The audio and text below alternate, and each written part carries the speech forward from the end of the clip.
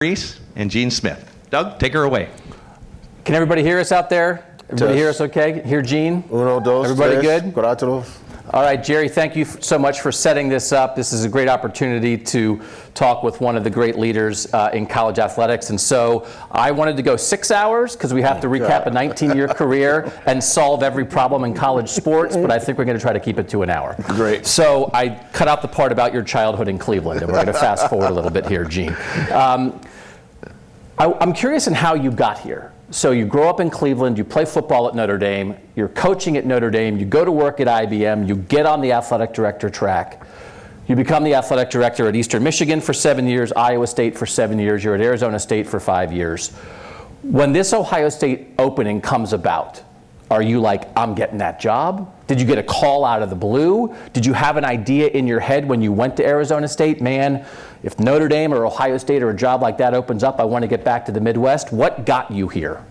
Yeah, Doug, that's a great question. First, let me thank all of you for being here, and appreciate everyone's presence. Really appreciate it, and thank Ross for being here today. The transition has been phenomenal.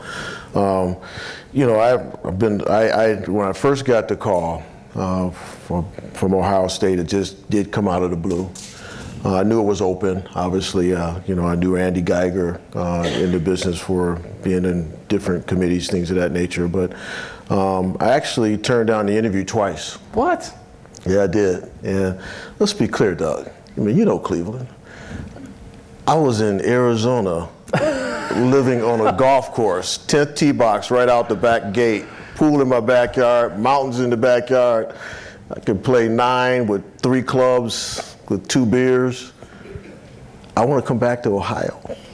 Wow. Come on. But what no, a huge mistake you made. That was not really it. But it was more about, I've been fortunate at Eastern Michigan, the time I was there, the 10 years, and Iowa State for 7, Arizona State. I didn't complete the goals I set out at Arizona State to complete.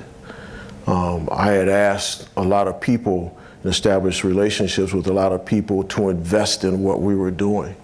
And when you have a vision and you are out there asking people to help invest in your vision, I had a hard time leaving it. I really did. You know, I didn't have a hard time leaving Eastern Michigan. I wanted to move up. I had a hard time leaving Iowa State only because of the relationships there, but Arizona State was the next step up.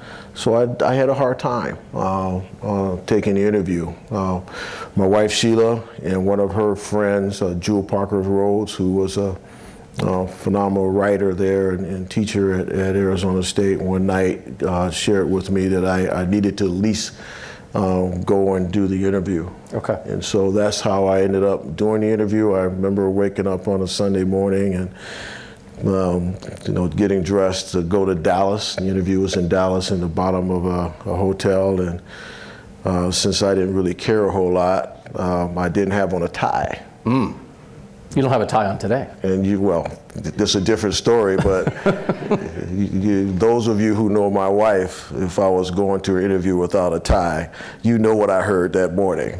So I ended up wearing a tie.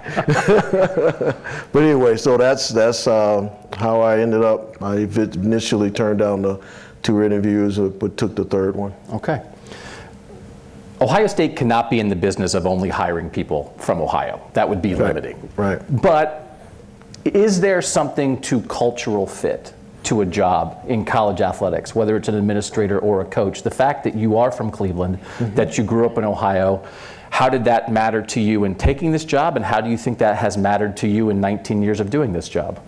Yeah, I guess it's more personal than anything. The fact that I am from Ohio and Cleveland, and I was hopeful when I came here that this would be my last job and I would end my career in the state that I love.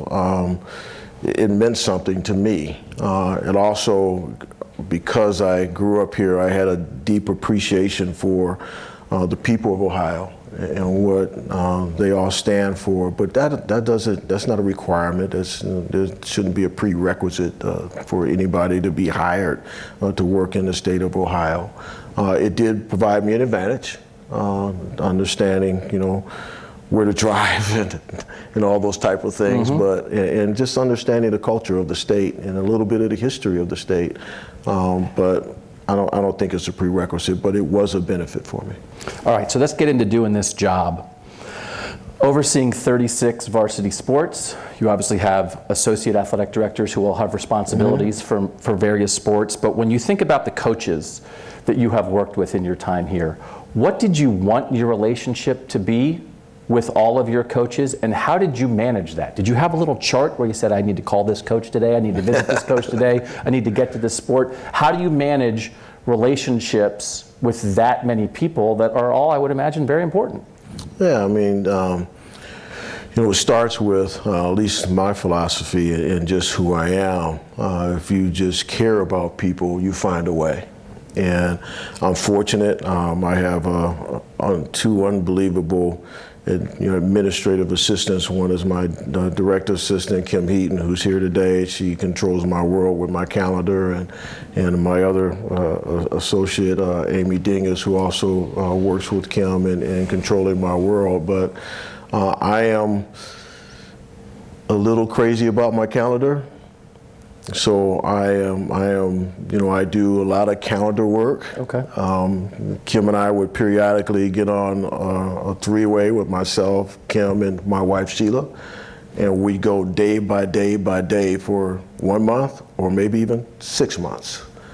My wife is very involved in athletics because of her background, so she likes to go to athletic events, so I'm really blessed in that way, but also I don't want her surprised. If I'm not gonna be at home one night, I don't want that phone call, that text message like, we get. Yeah. So I probably am like everyone else. I just commit myself to that, and the people are the heart and soul of all that matters.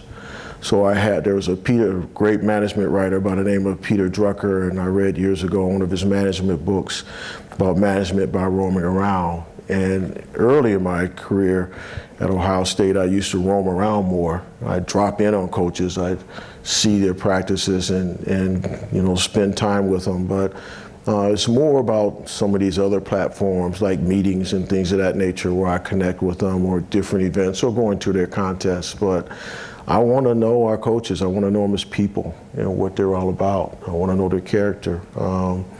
So I try my best to get to know them. That's just a lot of staff that way. It's just not the coaches, it's other people as well. So you got to make the effort and to get out to meet them and spend time with them. And I appreciate and understand what they do. And they may report to somebody else structurally, but behaviorally, we have to have a relationship. When you were dropping in on them, do you think your coaches thought, hey, Gene's here, or did they think, uh-oh, Gene's here? No, it got to a point where it got to a point after a while when they're like, oh, this is what he does. Okay. Right? There's certain places that makes this difficult to do, where Holly and Monica sitting over there with synchronized swimming. It's hard for me to go to McCorkle and just pop in. Although, do you guys want to come up? Do you want to? I told him I was going to do this, but anyway. We'll have coaches come up, yeah. But anyway, I think really they just are okay with me popping in, and we sit and chat about whatever. And it might be 5 minutes or it might be 20 minutes. But as a result of that, I get invited to do things by them. And that's really important too, where they feel comfortable inviting me to come to something, or a meal with the athletes, or whatever. Volleyball does that a lot.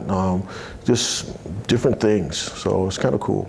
One of the most high-profile things that any athletic director does is hire coaches. Yep. In the great scheme of things, how important is that part of your job? And you think about some of the coaches that have been hired in your tenure, Tom Ryan in wrestling, and Nadine Muzerall in women's hockey, and Ryan Day with football. How much of that was a collaborative effort? How much of that is you sitting and grinding it out and making that decision? What was your process for making coaching hires? It's the most important hire you make. with 36 sports, coaches are the engineers of young people's lives. And so those of you who have children, you're entrusting your child to us. And so we have to have coaches who understand, our philosophy and how we operate. But that coach is the engineer of a lot of young people's lives, and depending upon the size of your team. And so they set the culture for the team. They work with the student athlete on her or his issues, whatever they may be. They may ultimately arise to us, or the coach may ask us for help, but at the end of the day, the first majority of the time, the first person is the coach or her or his support staff around there. So they are the engineers. So you got to make sure that you hire the right people. And so the process, it is rare that I ever make a decision alone on anything. I think a mistake that leaders make is not being inclusive, not using all the intellectual capacity around you. We're all the total sum of our experiences in life. And if you don't take advantage of all the experiences that others have, or take advantage of the intellectual capacity that others bring to the table, then you don't see your blind spots. And through the eyes of others, you see yourself, so you don't see your blind spots. So I am a group thinker. Now, a lot of times I'll have to make the final decision, but I believe that you ought to include people. The other part of that is for my sport administrators. As you know, there's some of my teammates in the past who are now athletic directors. Mm-hmm. I try and encourage them to think this way. You have X number of sports. That means you have X people underneath you. That means you have X athletes. That means you have this size budget. That means you have this responsibility for revenue. That means you have this responsibility for, you're an athletic director at a small institution.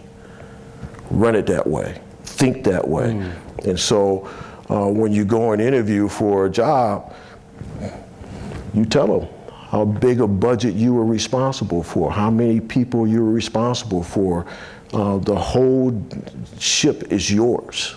And so you start that way. So usually we have a committee, we have student athletes on the committee, and they go through a process, and majority of the time, I'm staying in touch with whoever's leading that process. We're talking about candidates. I may call some people that I know about that candidate. I may ask somebody in the department, like, an equipment manager, to call an equipment manager at another school and say, what's she really like?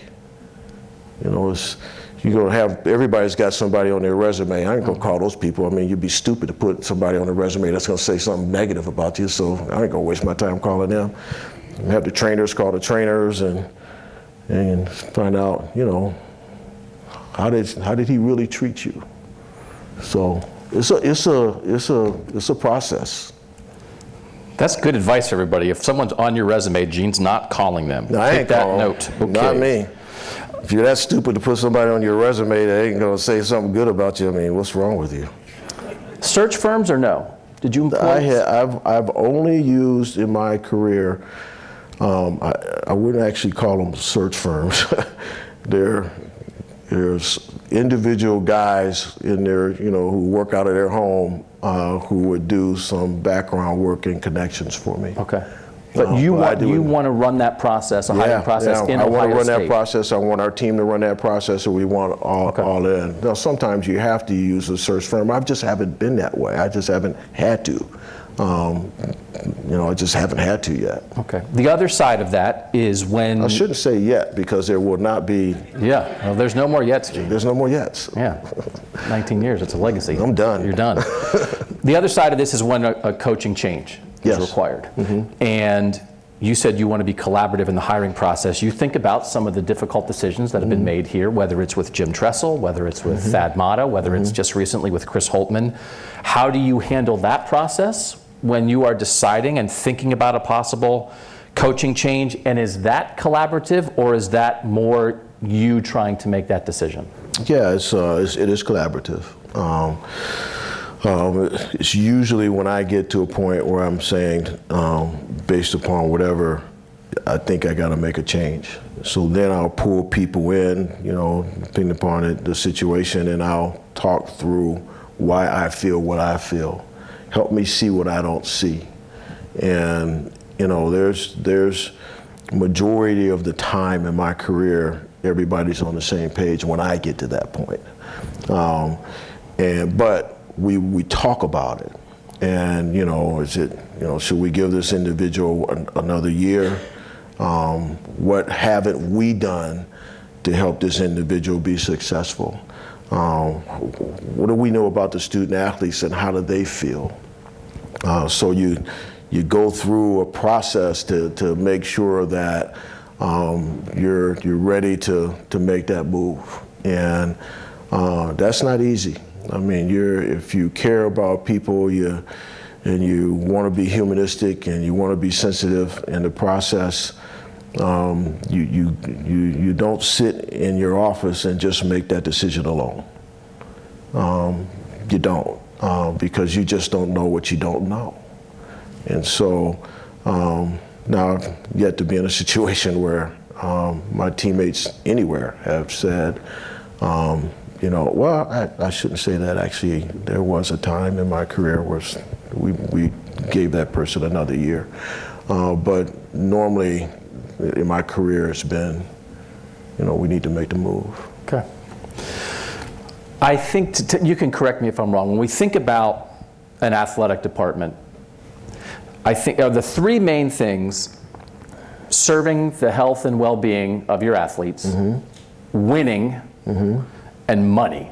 Am I covering the bases there mostly for the most part? No, you're not even close. No, I just had three. I mean, that's you. You don't have enough paper. Yeah. I mean, sorry. Those things are important. There's no question. But culture. People, how people behave. We have 609. What? 609, somewhere in that area, staff of employees in athletics and business advancement. People forget we got business advancement, which is the hotel, Nationwide Arena, trademark licensing, all that. So having a culture with all of those teammates that operate from a value-based culture, integrity, respect, work ethic, excellence. And then they have their own personal values, family, spirituality, whatever it might be. And you embrace that and you encourage that, but the others, you gotta make sure everybody's got it. I have a hard time with the exception of that time I was on the sideline of Michigan, but I have a hard time with people who disrespect people. I do. I don't care where you're from, what you look like, what your sexual orientation is. I really don't care. But I want people who get things done. And now those things may, bubble up to some of the things you're talking about. We have a revenue generation committee. Upper deck golf is going on right now, right, at the stadium? About 11,000 people. And I don't know what it's going to generate, but that came out of our revenue generation committee where they're just brainstorming about, okay, this is something we should look at and do. And I'm like, what is that, right? But empowering them to be able to think differently to do that while it's going to generate money. In the end, it's also fun for our Buckeye Club members and all those type of things. So safety. We put 102,000 people in the shoe for, let's say, 4 or 5 hours. I would tell you that, where's Erica? I'm a complete idiot when it comes to safety. I don't want to be that one. I don't want to be that one.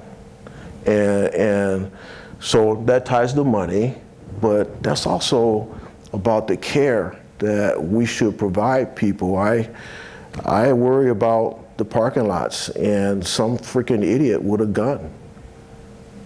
remember, was it 2 years ago? We went through just a process of talking about, what happens if that happens?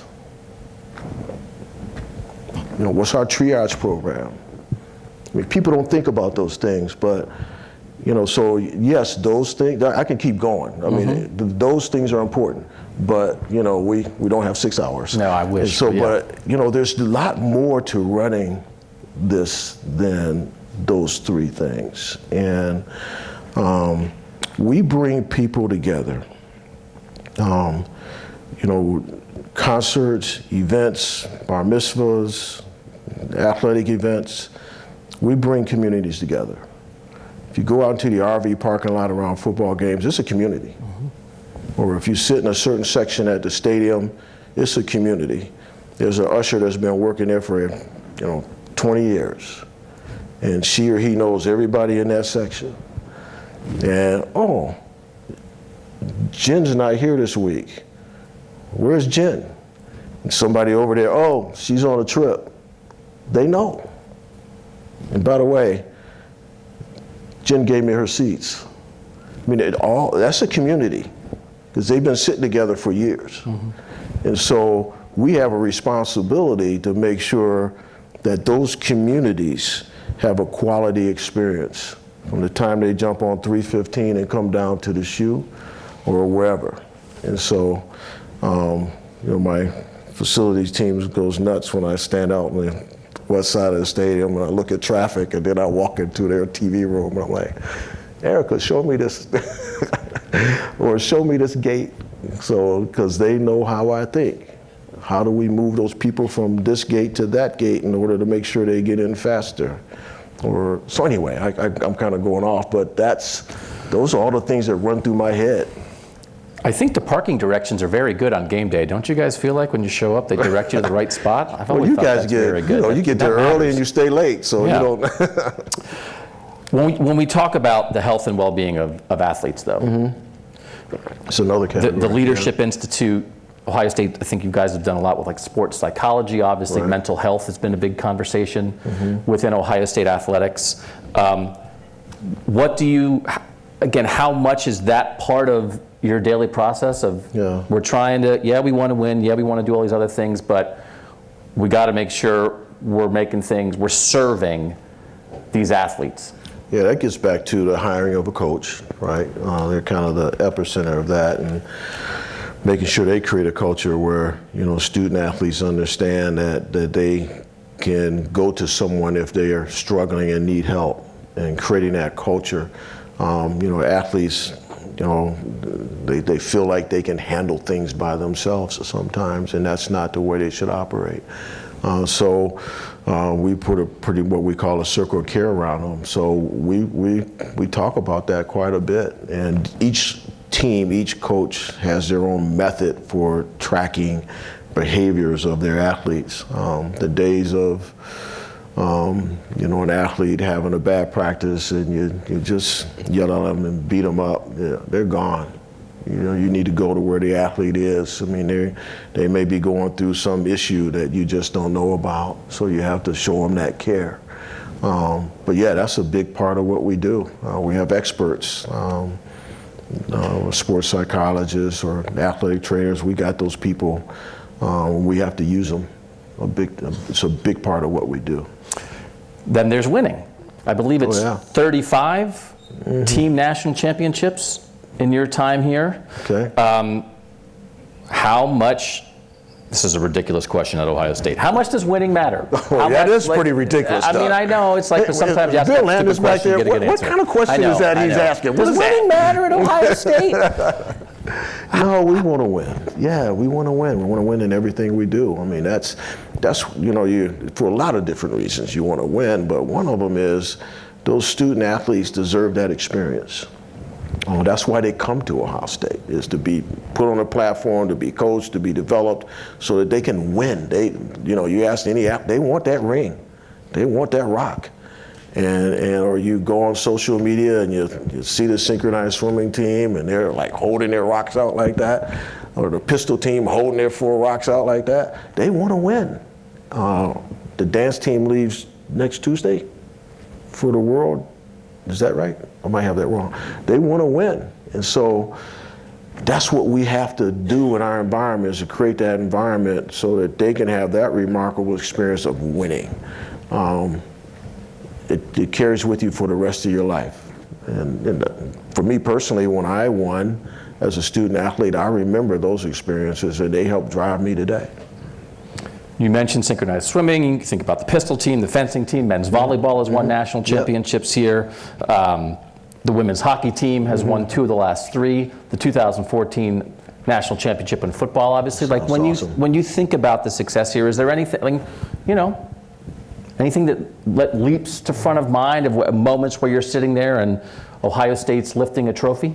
Yeah, I have to say, I've obviously been asked that. I had to reflect on it, and obviously the football championship was huge. I mean, there's a lot of them, but I got to tell you that the wrestling championship in St. Louis, and it may be because I had such a connection with those athletes. And I remember I was in North Carolina at the women's first or second round, whatever it was, and I had to fly to St. Louis, and we had to run to get in there, and seeing those athletes on that stage in that environment with their individual championships, and it was just, you got the Cal Snyders, you got the Miles Martins, you got the Tomasellos, the Logan Stevers.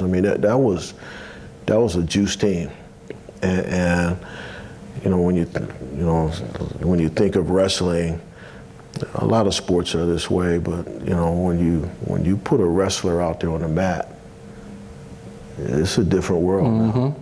It's a different world, and so I got jacked up around that championship. I was a complete idiot fan at that one. I didn't cuss anybody out, but I was close. Close. That's good to know. The Director's Cup. Yeah. This is a way to measure success across all sports. I believe in your tenure, Ohio State finished second 3 times, in the top 5 6 times. Never quite got over the top against Stanford, man. They're tough. They're tough. Are you mad? Did you think you were ever going to get them? No. Well, there was one year I thought we were going to get them. We were so close, but Stanford does such a great job. I really pay tribute to them, and the point system kind of plays in their favor. But here it is. Oh, you're the point system. Yeah, you're mad a little bit. Point system kind of plays in it. Ross knows this. It kind of plays in their favor. But no, it is a joy for us as a department to be recognized in that grouping. It's a measurement that it's like rankings for an institution on the U.S. News World Report. And so for us, it's always important to be in the hunt. And I think North Carolina is the only team that ever actually won it outside of Stanford. Who? Texas. So otherwise Stanford's won it every year. Yeah. But we got to be in the hunt. And I think right now we're 10th after the winner. Is that right? So we puts a lot of pressure on our spring sports. You think Texas, Florida, Michigan. There are some other big powers that operate near the top of the Directors' Cup standings. Right. But I don't know if you said this originally. I certainly have stolen it from whoever said it many times over the years. But I think you could argue, maybe it's not only, but it's one of the few that Ohio State wants to compete with Alabama in football and wants to compete with Stanford and everything else. Which is not how everybody operates, right? There certainly are athletic departments that are like, football is it, and we're not worried about the Directors' Cup. There are other places that maybe want to be more holistic. Do you believe there is something to striking a balance between serving a monster football program and serving 35 other sports as well? Is there any push and pull there, or does that seem to you like, well, of course we can do all of it? Because I'm telling you, Gene, I don't think most places try to do all of it. Yeah, we're complete idiots. We try everything. We try to do it all. And now the model's going to change. That will make it very difficult. Yes. But where we were and where we are. No, we try and put the resources in place that's necessary for every single sport to have a chance to chase the dream. And that obviously elevates to the Director's Cup. But, philosophically, everywhere I've been fortunate, been blessed.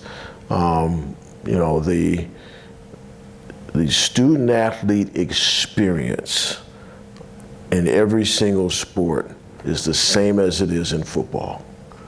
When you get down to it, when you get granular and you get down to the competitive experience that the student athlete has, it's the same. It's a different sport, of course it is. And there's a different visibility to it, of course it is. But, when our volleyball team goes to the weight room, they're going through the same grind. It's a different type of grind, but it's still going to challenge you the same way physically as it would a football player. So I want them all to win. That's going to be difficult moving into the future. It will be, to give every single sport that same level of support necessary to do that. So we may have to, or they may have to change their expectations with individual sports, but every sport we have right now, we expect to win. Do you wish, you're talking about the future and you caught yourself there. It's not we, it's they now for you.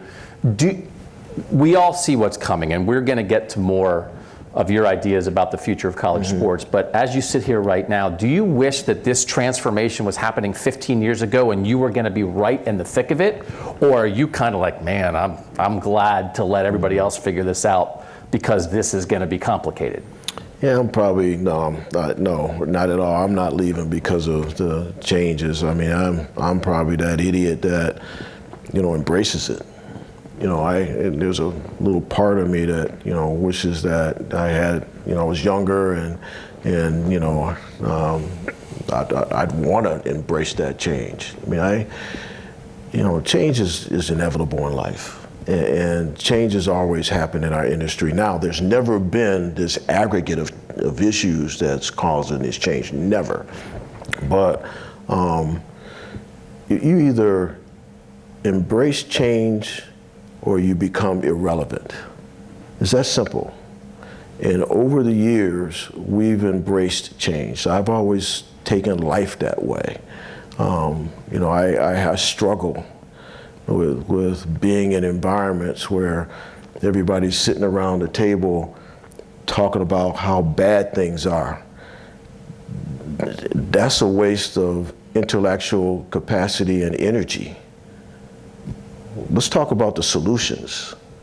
We can sit there and, I shouldn't use these words, but okay, I'm not going to do it because Sheila might be watching. But anyway, you can sit there and complain about the issues, or you can become the solution to the issues. And I've always faced things that way. Cost of attendance took 7 years. Had we done some of the things that we should have done in the business a long time ago, we might not be where we are. But yeah, I'm not leaving because of the issues that's in front of us. There's a part of me that wants to be in it. But, I know I got to leave that to the young puppies. College sports, I think, is a lot about balance, right? You're trying to figure out, and I think one of the most fascinating but also complicating parts of this is that we're dealing with people at a transformative stage of their lives, right? Everybody, you come to college as a kid and you leave as an adult. Right. And so this balance of, when you are a college athletic department, are you there to look out for, to serve, to care for your athletes, or now, as we move into this era, or are you there to be a partner to your athletes who are compensated and who are not, it's not a parent-child relationship, which maybe it was before, it's more of a equal partners relationship. Right. Is that a fair characterization? And then, in a world where we saw the Dartmouth basketball team unionize and we all know what's happening, what's the solution? Solve it. Here, you got 25 more minutes. But I think it's what's great about college sports. But it also Yeah. is a complicating factor that just does not exist. People know what high school sports are, they know what That's pro right. sports are, Right. but what are college sports? What is the right balance of all this as we move into the future? I hope that whatever model emerges, that we never forget really what you said. These are still 17, 18-year-old kids that come to us, and they mature, hopefully, not all of them do, but hopefully, over that 4 or 5 year period. And so we're different than the pros that way. The other piece that we always got to keep in mind is that is really what you said and what we talked about earlier. The parents are still giving us those kids. So even though the proposition is different, if we don't help those kids develop the right way, the onus is still on us. And the parents might not be calling us about NIL. They might be calling us about something else relative to their child. And that's what we got to keep in front of us is we don't draft, we recruit. So our coaches sit in front of parents or a third-party person and convince that person that Ohio State's the right place for them to come and be developed. That core is still there, so that's a responsibility. Now the proposition, as you said, changes a little bit, with NIL, changes with probably what's going to happen in the future, around the House case in particular, where we're going to have a different compensation model probably for student athletes. So that proposition will change. Agents are involved now in a lot of sports, so that proposition's changed as well, so how you deal with them there. But hopefully you have a chance to still develop that 17, 18, 19-year-old around their values, their character, the issues that they're dealing with. I mean, we got student athletes who come to us and they have advisors already for some of the psychological issues they dealt with in high school. So how do you help them on that pendulum? And so I'm hopefully that we keep this tethered to education, to academics, and understand all those other issues around it and manage it. But it's just going to be different. There's no question about it. We'll come back to some of this, but 51 years ago, Congress acted with Title IX in a way that transformed college sports clearly for the better. Do you believe, how much do you think Congress should be involved in solving or helping to solve the current issues facing college athletics, or should this be something that the universities and the NCAA are able to figure out on their own? No, we need Congress's help. I'm not so sure what the outcome of the antitrust cases will be, but we need Congress's help. I'm not a believer that student athletes should be or will be employees. I think there's state laws across the country are so different. I think it's going to be very difficult for the NCAA or any organization to say, okay, student athletes are employees. Well, what states are right to work states? You got ethics laws that are different in every state relative to employees. So the only way that happens is if Congress says, okay, student athletes are employees, and this is the classification in the federal law around student athletes in across the country and how they're going to be dealt with as employees. There's only one way to do that, federal law. Title IX is a federal law. So not a state law, federal law. And so now I'm not subscribing to Congress saying that student athletes should be employees, but I do believe that based upon what happens with some of these antitrust cases, we may need Congress to help us with some protections around other lawsuits that could emerge over time. I don't have a lot of faith in the NCAA structure getting us out of this. I just don't. I believe that it served its purpose and it needs to be repurposed. So I look to Congress, I look to the law, the cases in front of us, particularly the House case, to help determine our future. Man, we should go 6 hours. Anyway, I wanted to ask you about the NCAA. Maybe the 2012 bowl ban might be the moment in your career where there was the most sort of like Ohio State and dealing with the NCAA and then not being happy with the NCAA. How did you feel about dealing with the NCAA in that situation? And do you feel like the NCAA has worked during your time as a college athletic director? And do you think it's working now? Yeah, I think it's worked exceptionally well during my tenure. You know, it was what it didn't do was shift. And so I'll come back to that in a minute, but I think there was a period of time when the association was strong, where the governance structure was strong. But, you know, everything is about leadership. And I have a lot of respect for Charlie Baker, our executive director now, president now, but you know, he's probably 4 or 5 years too late. And he's trying to, you know, recover. And, but the reality is the organization didn't shift with the times or the ecosystem that we served, and which is why you have all these interest groups, pressure groups in it right now. Lawyers, politicians, everybody. And so when there's a leadership void, then people will step in. And I'm not, you know, I just believe that for a long period of time, as an association, none of us forced a shift in the association. And that's caused some of the problems that we have today. It took us, as you know, I'm passionate about this, took us 7 years to get cost of attendance. Took us only the way that we could create the Student Opportunity Fund was through a negotiation with the NCAA basketball tournament and embedded in that revenue share model, when we should have been able to provide Pell eligible student athletes with resources before that. But we had to create, so don't get me going.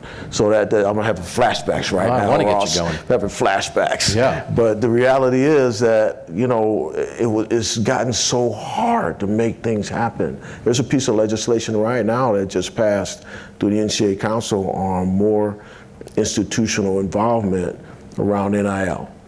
Right. You know, the NCAA Council brought on it. You know, we worked hard to get it there. It's passed yesterday. Now it's got to go to the board on Monday. And I probably shouldn't say this. But you I got to back up, Ross. I got to back up. I hope it passes Monday. You said you think the NCAA has worked, and then you just listed a bunch of ways in which the NCAA has, not worked. No, it worked back in the day. But it didn't evolve with the times. It didn't evolve with the times. So why not? Is it because the NCAA and the schools didn't want to share the money? Or is it because there was a leadership vacuum that just prevented progress from being made? I thought I'd said that in a different way, but yeah, that's good. Okay. You said it better than me. Yeah, I mean, we had a leadership vacuum. And did you know it at the time? Did everybody know it? I think so, Ross. And there was nothing that could be done? No. We all worked to try and facilitate change through the system, and we weren't successful in a lot of different ways. You know, you work with the system you have, and you try your best to facilitate change as best as you can. You know, the working group around NIL had a lot of guardrails in place when it went to the NCAA Board of Directors, and many of those guardrails were stripped. And you know, that's a problem. And so, anyway, I probably got to be careful here because there's certain. No, you're things retiring. happening. You don't have to be careful anymore. Yeah, I want to be respectful, but at the same time, you know, it was just a leadership void, and I really believe that when you have a leadership void, then other people enter that space, and that's what happened for a number of years. I want to detour briefly away from this, because at times, I mean, I think there have been people out there who thought maybe Could Gene be a candidate to be the Big Ten commissioner? Could Gene be a candidate to be the NCAA president? By my research, I believe in your time as the Ohio State athletic director, you've worked with 41 different Big Ten athletic directors, and that currently the other 17 schools that are now part of the Big Ten during your tenure have had 61 different athletic directors, which is an average of 3.6 athletic directors per school, while you've just been here doing your thing. Have you ever thought about leaving for another job before this? No, I've been blessed to have an opportunity to have other people call me and ask me if I would be interested, but no. Why not? I love it here. I mean, you know, there's been a number of goals we set out to do that we've all accomplished, but this is a place where you can just keep setting, you know, goals. The visions never change, but the goals. I mean, it was just so much fun, so much fun. You know, I didn't aspire to oversee a hotel. I love working with Stephanie at the Blackwell. I mean, I love overseeing a hotel now. We didn't aspire to win the management agreement at Nationwide Arena, but you know, we were asked to participate, and we jumped in, and boom, and it's been a beautiful thing. For us to be able to work with promoters, they're either at the Shot or they're at Nationwide Arena. But those things always were cool for me.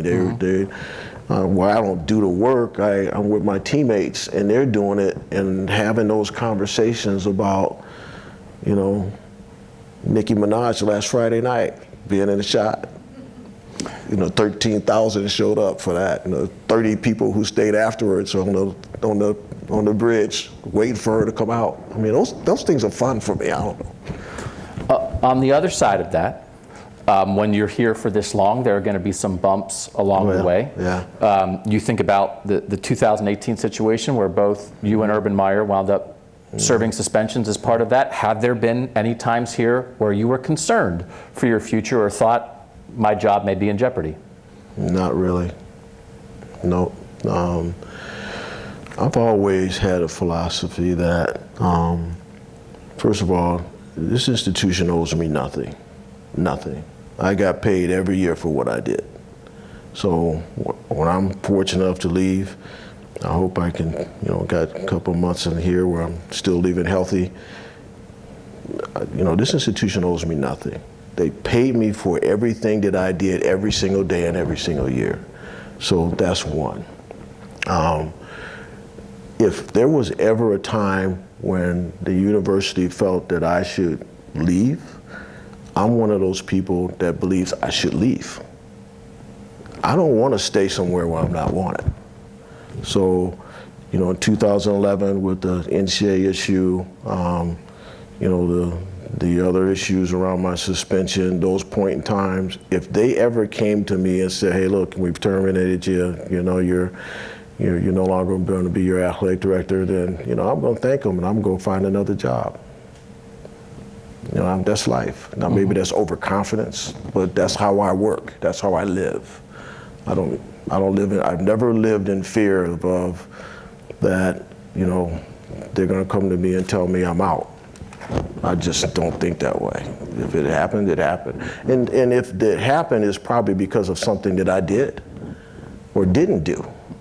Now, if it was political or something of that nature, then, you know, I'm not going to go to the street, but I'm going to handle it the right way and exit and go on and move on. So I've never thought that. I've never worried about that. You know, the suspension was actually pretty cool. My wife did did tailgate parties on game day, and I never had that experience where I had like tailgate parties in my house, and I'm watching TV and I'm eating hot dogs and drinking beer, watching the games. It's like, you know, not so bad. That was actually kind of cool.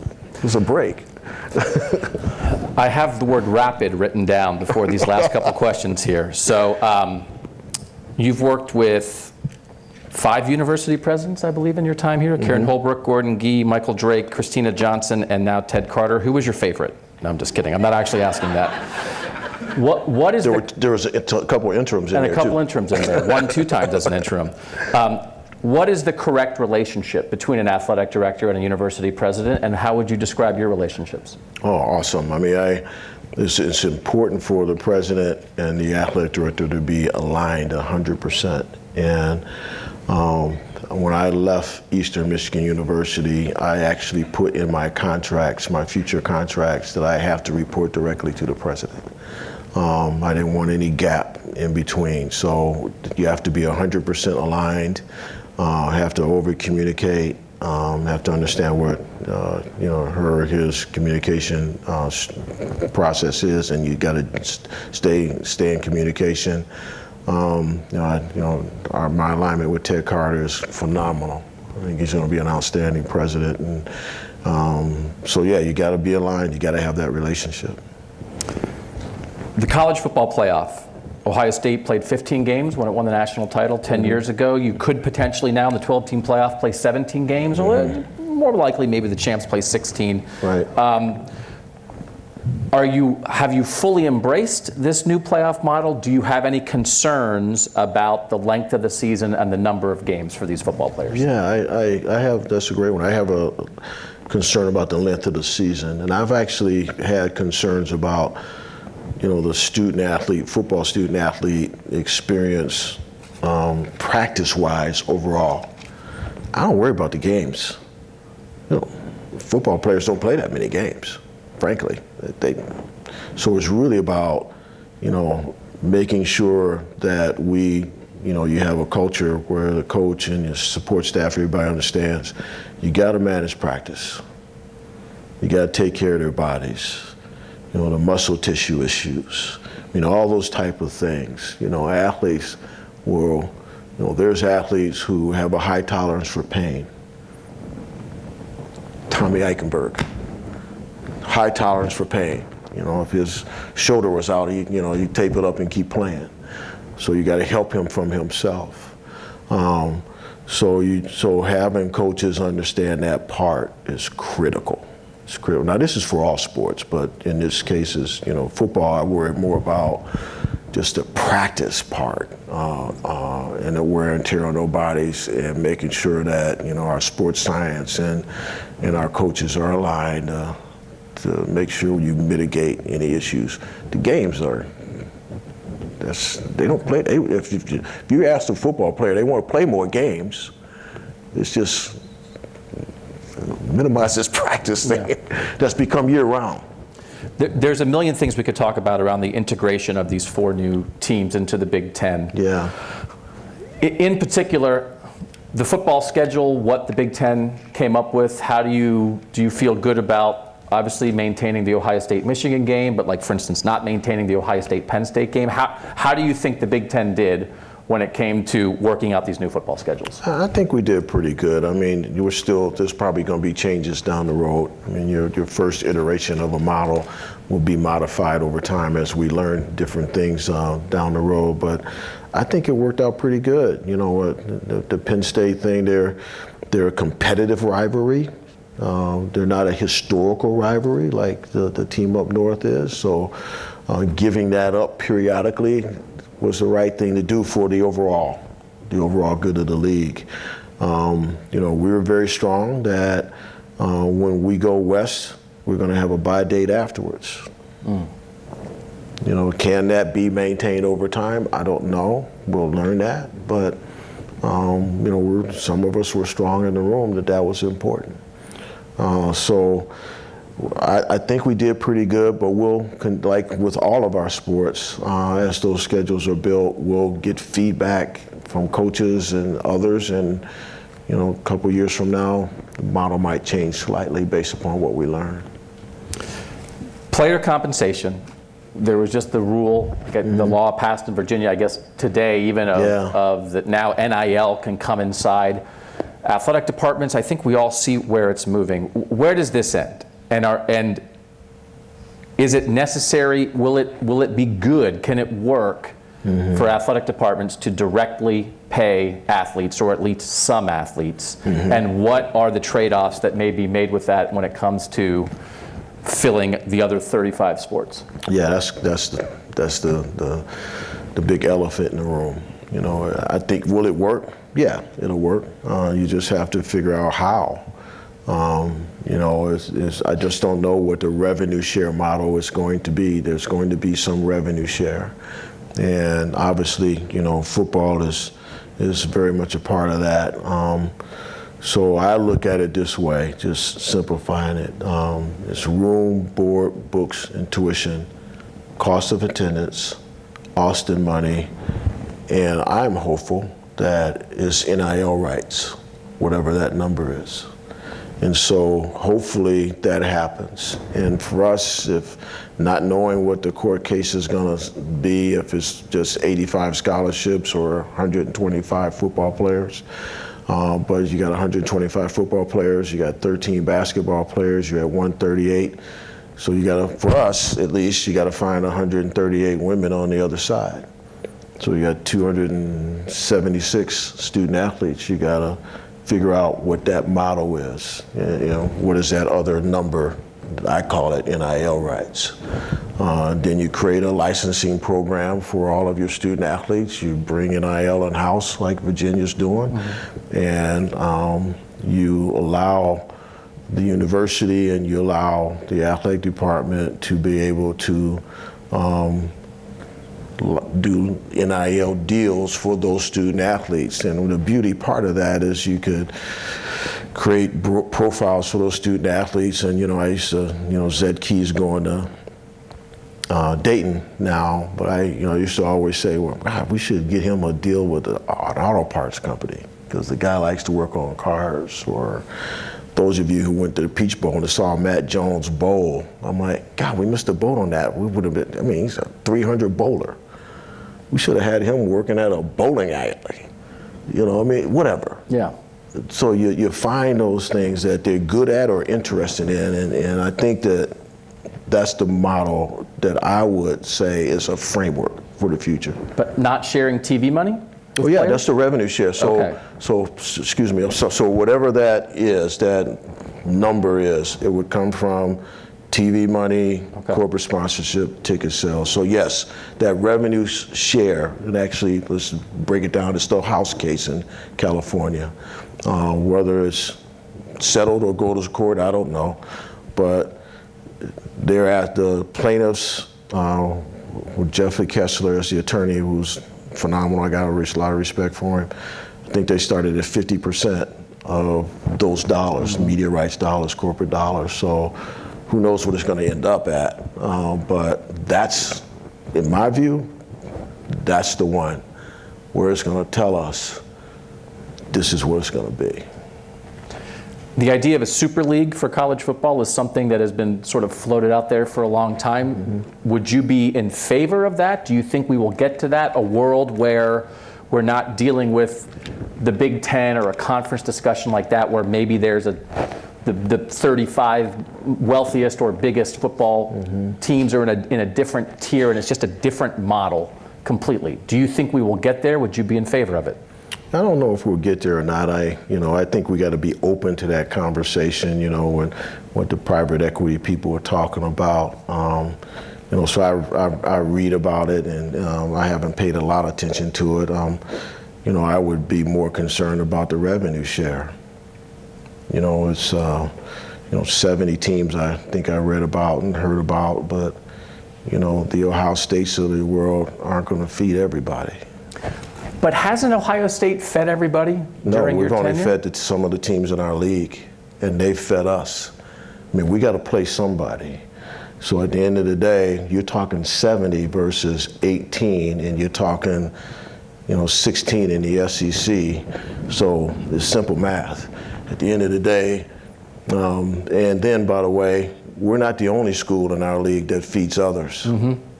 So now you're talking 70.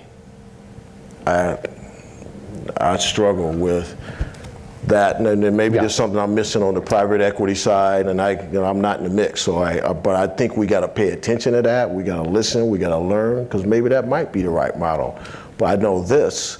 I won't be in the seat, but places like Ohio State, if they're in that model, it can't be like the NFL model where revenue is shared equally. We don't draft, we recruit. And we chase championships and make investments to chase championships in football. Everybody else doesn't do that.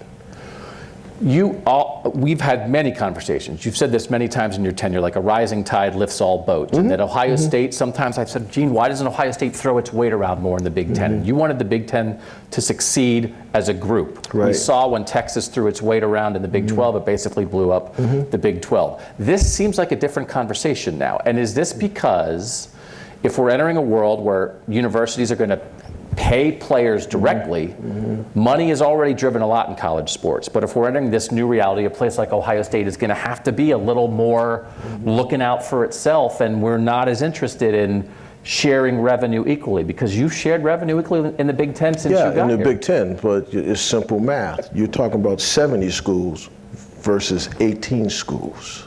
But now do you think we're talking about, I shouldn't pick on these schools, but schools that aren't in the Big Ten or the SEC. So Texas and Alabama are going in the SEC, they're sharing revenue with schools that don't bring in the same amount of revenue. Now you're talking about 70. Maybe there's something I obviously don't see, but at the end of the day, I'm not going to pull out names, but I don't have a problem with sharing revenue with the teams in our league.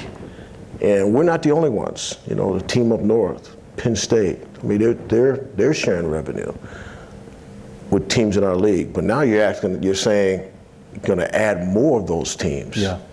That's a problem. Do you believe that we could get to a model where football players are not necessarily students of a university, but it's sort of you license the name and there's an association, but it's not the same relationship as it is now? Do you think we will get there? Would you understand if we did? I'd hate it. I'd hate it. I mean, I think whatever model exists has to be tethered to education. I mean, all the blessings that I've had, thinking back, not just football players, athletes over the years, we've changed so many people's lives. Many of them come into us and they're very mature and they're focused and they get things done, and we're facilitating their time and helping them develop. But there's some that come to us at a very immature level, and we do a great job of getting them maturity and a great job of helping the light bulb come on for them. And I can give you names of student athletes where I'm like, oh my God, the light bulb came on. And it could be academic, it could be athletic, or whatever it is. I just think in higher education, we got to keep it tethered to education. If not, if it's not a part of that, then make it semi-pro and just take it outside the institution, and you pay the institution a contract to use the stadium, and there's that model would bother me.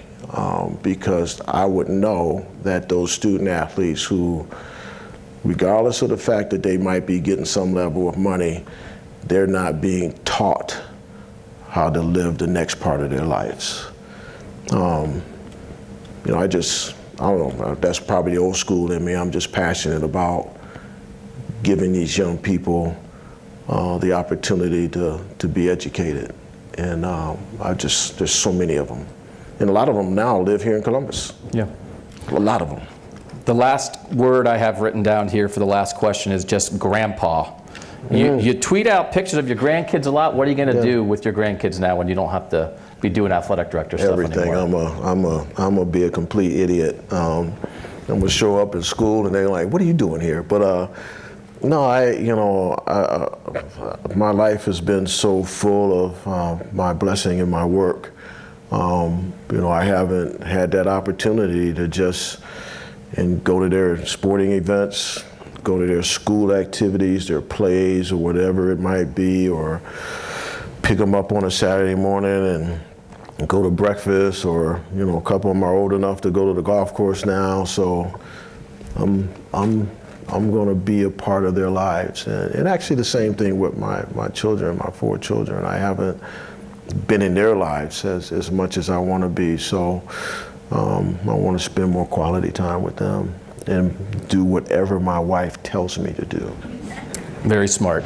Gene Smith, your first day on the job here was April 15th, 2005. God. Your final day will be June 30th, 2024. That is 19 years, 2 months, and 15 days as the Ohio State Athletic Director. Thank you so much for sharing your thoughts here with everybody. Thanks for everybody for showing up here, for watching. Thank you. 19 years, Gene Smith. Congratulations on everything. Thank you, Doug. Appreciate you, man. Thank you. Thank you.